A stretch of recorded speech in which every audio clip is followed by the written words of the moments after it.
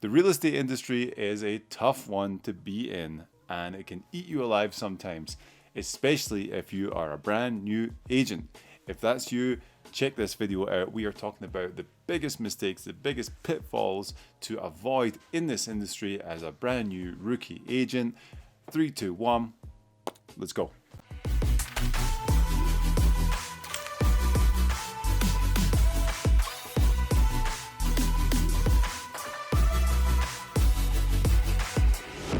What's up guys, Lewi Gault here. How are you doing? Back for another video here. If you haven't been here before, you know the deal. Everyone's going to tell you at the start of a video, subscribe, like, do all that stuff. Go ahead and do it, or don't do it. Anyway, let's get into this content. Today we're going to talk about the biggest mistakes and the biggest challenges probably that new agents face. Some old agents too, you know, face these, but new agents especially getting into this industry and the challenges that can present to you. So let's just go ahead and get into this before I go off on a tangent or start giggling or doing something silly. Here we go. All right, the first mistake that you can make is to not represent your client's best interests. And this seems like a no-brainer, right? This is why you get into it. This is what you do if you have a client. Yes, you want to represent them and make sure their needs are met at all times. But it can be tough sometimes. Take this scenario, for instance. You're going to close on the house tomorrow. Tomorrow you're going to get that commission check, your first commission check, 10, 12, 15,000, whatever it's going to be. And you have the final walkthrough the day before.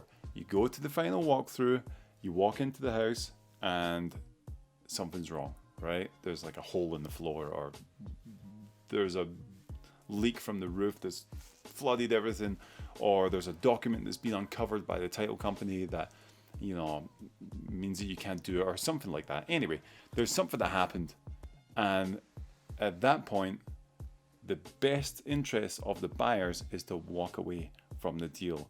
Now, this is tough. Now, you might be looking at this thinking, well, of course I'll do that.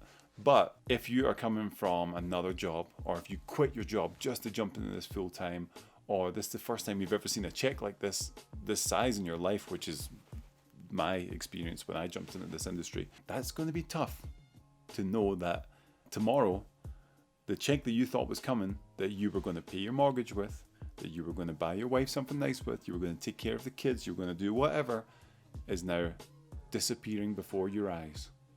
That is extremely tough, and that's where your principals have to come in and keep your buyers' best interests at heart. And your sellers, obviously, but buyers and sellers, you have to keep their interests at heart and make sure you're doing it for the right reasons. Protecting our clients is the number one thing of this job that you have to be the most diligent about. You have to protect their needs, no matter how much it's going to cost you financially, and no matter what it's going to cost, perhaps even your reputation, right? Your client's best interest is everything. Okay, the next one is failing to negotiate with the other side of the deal. So if you're representing the buyers, failing to negotiate with the sellers and vice versa. A lot of people look at this the wrong way, especially new agents, right? You think it's us against them, it's the Sharks and the Jets, and we're going to go to war and we're going to make sure that we get what we want. And this is a silly way to approach it. Here's the deal. If someone's selling a house, they want to sell it. If someone's looking to buy a house, they want to buy it. They want it. They want it. So let's meet in the middle and get a deal done. It doesn't have to be like sons of, you know, oh, you're selling your house, oh, I'll take you for everything you got, buddy. You know, it doesn't have to be like that. It's crazy. So a lot of times I'll talk to an agent and, you know, if we're doing a deal, like, listen, we're in this together as a team. Let's get through this. Let's make sure it is, you know, the best options for both sides and work to the closing table. So, that puts you in a power of negotiation, believe it or not, by being, you know, upfront, honest, and also a good person. If you are going like hard because you saw, you know, I don't know, some Hollywood movie where you saw this guy like negotiating, that's just, it doesn't work. It just doesn't work. And if someone comes at you like that, your first reaction is to shut down, and then the deal's not going to get done. So make sure you realize that negotiation is just a conversation.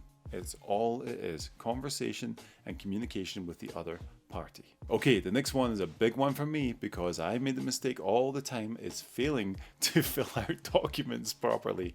When I first started getting into this, listen, I'm more of a big picture person. I'm all about the high fives, taking you to see houses, showing you the dream, doing all that cool stuff. But when it comes to the paperwork, that's definitely one of my weaknesses, and I've come to realize that, which is why I hire a transaction coordinator, and I love her because she makes my life so much easier, and she is amazing at making sure all my documents are taken care of. If you're at eXp Realty in Colorado and need one, let me know. I have the best one ever. So that's one of the things. You have to make sure the documents are done properly. This is a legal binding contract, which means it has to be done properly. It's no joke. Your clients are spending $500,000 upwards on a property. So you have to make sure everything's done correctly, because if something comes back to bite them, it's going to bite you even harder. So the least you can do if you're not going to hire a transaction coordinator is to have someone else look over your documents. Maybe it's your mentor, your managing broker, whoever that is. Have them look over all of your documents, make sure they're in order, and go from there. Okay, the next one is failing to communicate effectively. And this is not with the other side of the deal, this is with your clients. So communication is everything in this game, because you can kind of get used to the fact that you know how contracts work. You know what deadlines are really important for people to pay attention to. You know what deadlines are maybe secondary importance, you know, title company take care of these and stuff like that. So you know that, and that's great. But your clients don't know that, you know, unless they're investors and they do this all the time, especially first-time home buyers. They don't know what's going on. They have no idea what's happening. And sometimes they will start to feel lost, feel in the dark. And with that, with non-communication, there is sometimes a resentment built up, or just a lack of confidence in your ability of what you're doing. And even though it might be completely wrong, it doesn't matter, because that's what they are perceiving and that's what they're seeing. So make sure that you're communicating on everything. If you have sellers, if you have buyers, hit them up every day. It doesn't matter if something's happening that day or not. Just shoot them a text being like, hey, you doing okay? How you feeling? Or, you know, whatever that is. Just make sure you're in constant communication with your clients, especially if they are under contract. So keep in touch, keep that communication super crystal clear with all of your clients. Make sure they have a calendar of all the deadlines that are coming up, and it should clarify everything. Okay, the next one is juicy. It is failing to maintain an out of control client. What does this mean? Well, it's kind of your worst nightmare, and I've had them. Probably every agent under the sun has had them before. It's a client who is just a nightmare, and it happens, right? It just happens. Some people are crazy, and you know, they still need homes too. So sometimes you might have a client who's always looking to lowball offers, or who wants to go and see 20 properties in a day, or who hasn't been pre-approved yet but wants to keep on going out and seeing houses, and just drains and drains and drains your time. And in this industry, time is the most important commodity you have. Those clients are a nightmare, and they are hard to control, honestly. And especially if you're a new agent, because that may be the only client you have, okay? And you're thinking, okay, well, I just need to get through this because there's cash at the end of this. You know, there's a $15,000 check or whatever at the end of this if I can just do it. But little do you know that they might take 3 months, 6 months, a year, 2 years out of your life. That is exhausting, and is going to make you resent the industry, is going to make you not want to do deals anymore, not take any more clients on because you think they're all like this. So there's two things that I do with an out of control client. Once I've recognized that they are out of control, not really able to be reasoned with, one is you have the honest conversation with them, like, hey, this is who I am, this is what I do, this is how my time is respected, this is how I respect your time and other people's time. Have an honest conversation with them and see where that goes. If the behaviors change, great, then you can maybe, you know, move forward, get a deal done. The other one is to fire them, and I've done that before, probably do it again. It's all good. You just get rid of them because it's not worth your time, effort, energy. You know, you don't want to build up resentment to this industry, because this industry is awesome and it's a ton of fun. But you do get the occasional outlier who will just ruin your life, you know, will just make you hate everything that you're doing. And I'm not interested in feeling like that. That's not what I do. That's not who I am. So if you have a client who's out of control, can't be reasoned with them, get rid of them. Okay, next one's a huge one, and it is failing to protect your commission. Now, what does this mean? We all get paid commission, right? Yes, true, but commission is negotiable. And the seller who's selling the home might have negotiated down with the listing agent of how much commission overall they're going to be giving out, or they might be using one of these terrible basement bargain brokerages that come around. You know who you are, you bastards. So your commission might be getting lower, or you might be, trying to get a listing and competing against someone who's discounting their commission all the time. So how do you protect yourself? How do you make your money and make sure that you're getting paid fairly for the amount of work that you do? Because it's a lot of work. So if you're working with a buyer, typically it's the same thing, right? You're always going to get 2.8% of the commission. That is standard for here in Colorado anyway. Sometimes it could be 3%. If you're in the mountains, you see a lot more 3% deals. And sometimes it can be 2.5%. Is what it is. But basically in that range, anywhere from 2.5 to 3% is what you're going to get as a buyer's agent. It's the listing agent that sometimes gets beat up because your seller might say, okay, well, I'm only going to do 4%. And with that, you have to give 2.8 to the buying agent, because a lot of the times agents won't even look at a property for their clients if it's not 2.8% for the buyer's agent. I do, obviously, because I'm not like that, but some agents will, obviously. So 2.8 is what you want to get people into the home and get it sold. So that 4% leaves you with 1.2%. I'm good at math. It leaves you with 1.2%. And when you have a listing at 1.2%, are you really going to put as much effort, as much love into selling this property than you would do with someone who's given you 3.2%? That's a challenging question, right? So you have to protect your commission because you want to work the best of your ability to your client. But if you already have this thing where they're a cheapskate, or they're not paying me what my worth is, or whatever that is, that's going to be tough. So whenever I go into a listing presentation, I have a number in my mind that I will minimally list that for. And I will start at 6% because that's what I believe is fair, because we do a ton of work for listings to get them sold. So that's what I always shoot for, 6%. If it is negotiated down, I have a line that I won't cross under, and that's just the way it is. So make sure you're protecting your commission. If it comes up with conversations about, well, why am I paying you this much if this person wants this, then you have to figure that out.